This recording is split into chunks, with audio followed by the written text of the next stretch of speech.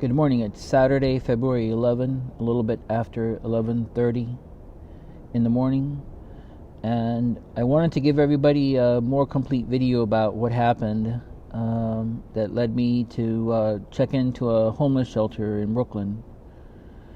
I had fallen behind in my rent late last year, and this was as a result of having lost a lot of freelance work that I had been doing, and I applied for assistance from the New York City Human Resources Administration, specifically to pay back my rental arrears.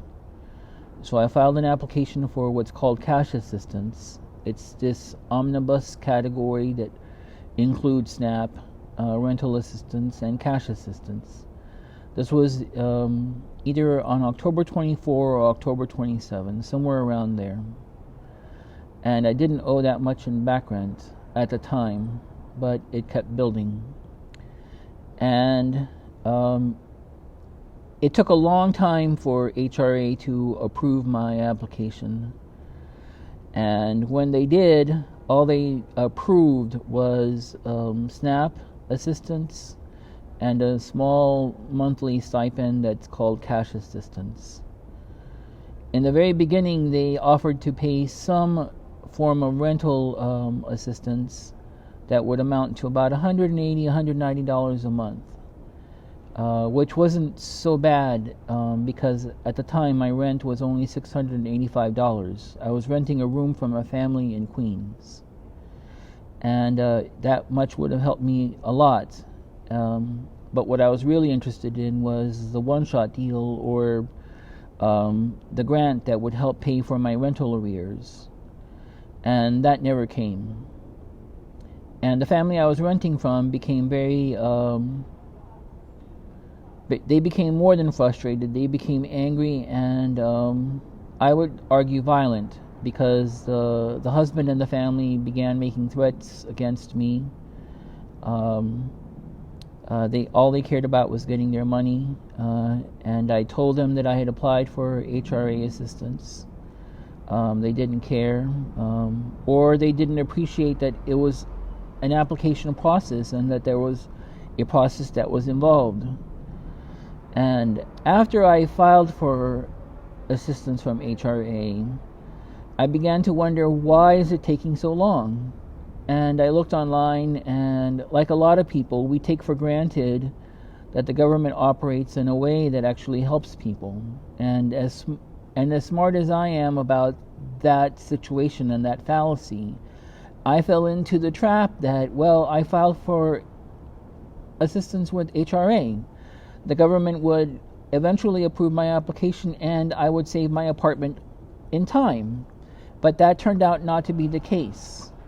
And the more I looked into it, and the more I began to experience from my own application process, it became clear to me that the government was not reviewing HRA applications on time, and they were not approving them either on time. I ended up losing my apartment as a result of HRA never approving my application on time. And like I said, eventually they approved SNAP assistance and cash assistance, but never the one-shot deal. And that was never explained. I made 4 or 5, maybe 6 trips to HRA. I don't remember exactly how many.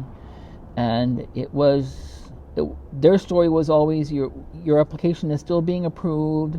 There's a backlog of applications. We're going to submit your application to the director of HRA or the director of the office, and that director would then assign the application for processing. That was what I kept being told time after time after time.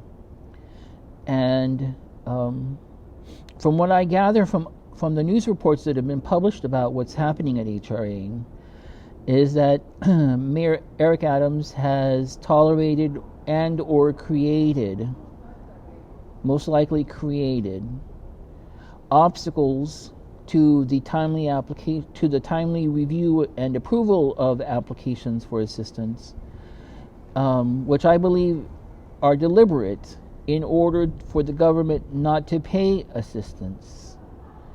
And because he keeps repeating that the migrant crisis has caught New York unaware, which is preposterous, because the migrant crisis is happening all over the country.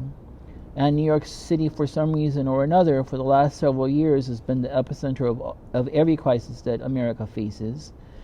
Eric Adams says that New York City doesn't have money to be paying for all these social services. And yet other news reports confirm that New York City has a budget surplus of $1 billion or $2 billion this fiscal year that will carry over into next fiscal year.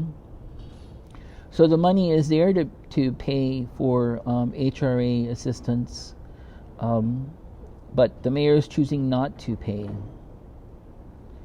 And as a result of what I went through, and as a result of losing my apartment, and I'll explain what happened there in a minute, I filed a civil rights complaint with the U.S. Attorney in Manhattan, claiming that all of this is systemic and that it's being done deliberately, or that I believe it's being done deliberately, all in an effort to deny people receiving HRA assistance, with larger consequences to people's lives. I ended up moving into a homeless shelter. Right now I'm in the single men's shelter in Greenpoint, Brooklyn, not far from the bridge that goes into Queens.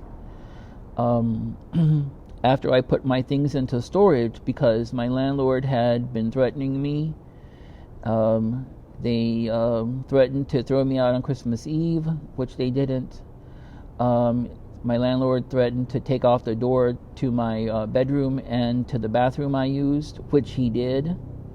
I took pictures of that, and those are included, I believe, in the complaint I filed with the U.S. Attorney's Office.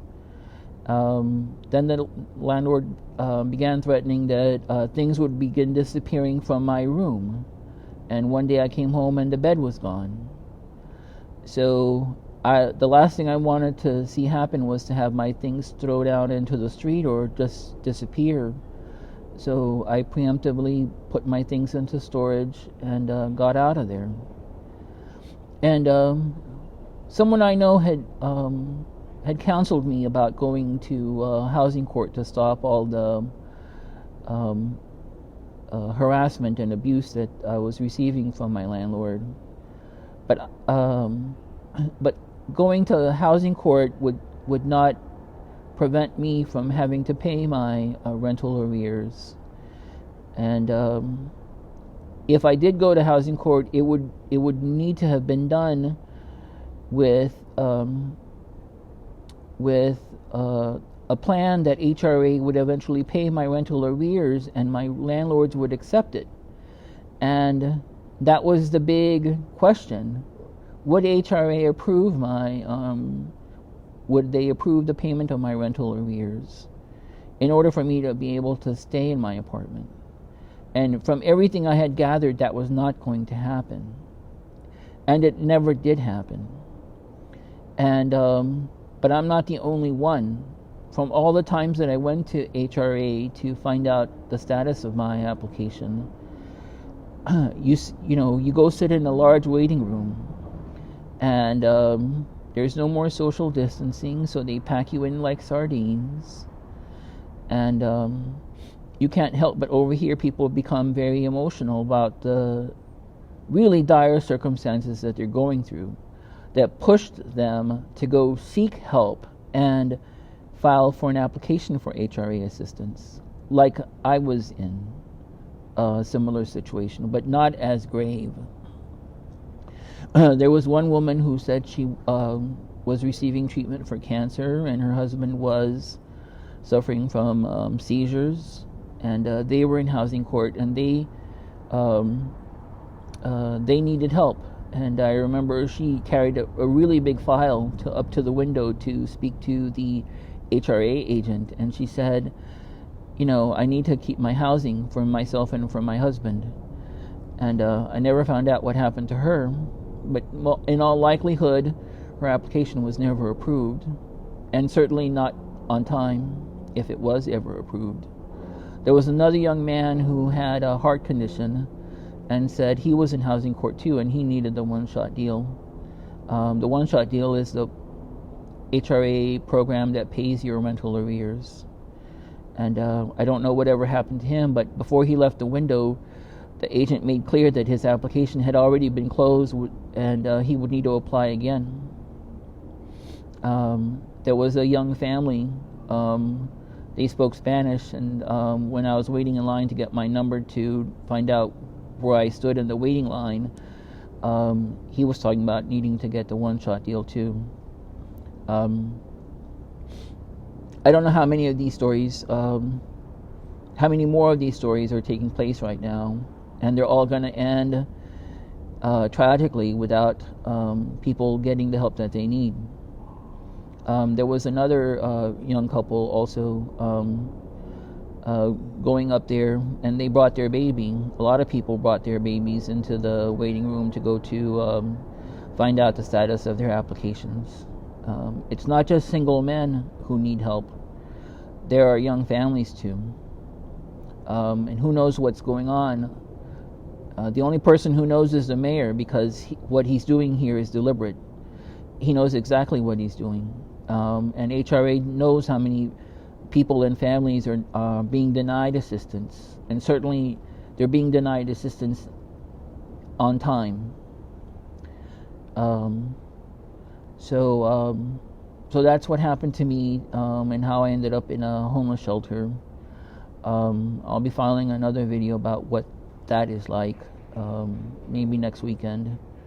But it doesn't take much of a person's imagination to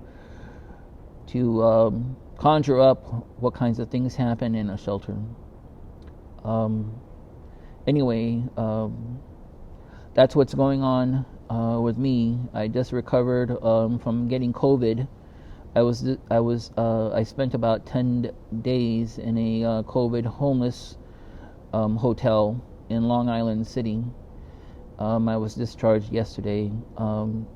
They discharged us without getting tested, so I took my own at-home test, and I tested negative yesterday. I'm outdoors right now without a mask, but I still wear my mask indoors to the extent I can. I couldn't wear it last night at the shelter because the steam from the mask was making me very congested last night, and I had to take it off. Be that as it may, the pandemic is not over, and the economic conditions that churn through people and that ruin lives, that's certainly not over.